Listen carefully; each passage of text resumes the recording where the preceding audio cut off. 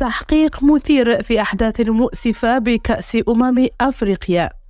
قبل ذكر التفاصيل لا تنسى الإعجاب بالفيديو ومتابعة الصفحة فولو أو سويفغ أعلى الفيديو. وهيا نبدأ.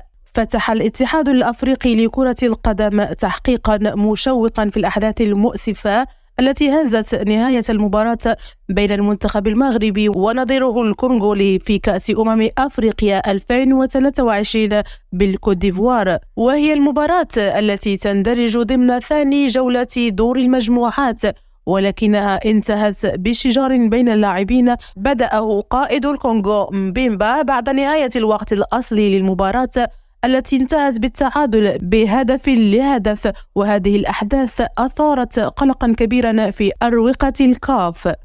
الاتحاد الإفريقي لكرة القدم قرر اليوم فتح تحقيقات مفصلة للوقوف على أسباب وملابسات هذا الشجار الذي وقع بين لاعبي الفريقين بعد المباراة، وذلك بهدف الكشف عن العوامل التي أدت إلى هذا الاحتكاك العنيف وتصرفات غير رياضية التي لم يكن لها داعي. لجنة الانضباط التابعة للكاف توصلت بتقرير مفصل من مراقب المباراة وقررت استدعاء مدرب المغرب وليد الركراكي وقائد الكونغو الديمقراطية مبيمبا من أجل الاستماع إليهم.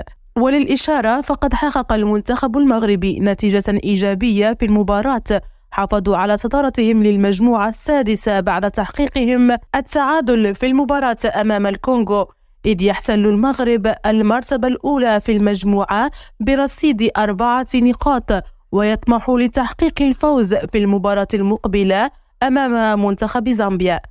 المواجهة القادمة ضد زامبيا ستقام بعد غد الأربعاء على ملعب لوران بوكو، وذلك في تمام الساعة 9 مساء بتوقيت المحلي بالمغرب، علما أن حظوظ المنتخب المغربي في التأهل إلى الدور القادم أصبحت كبيرة جدا.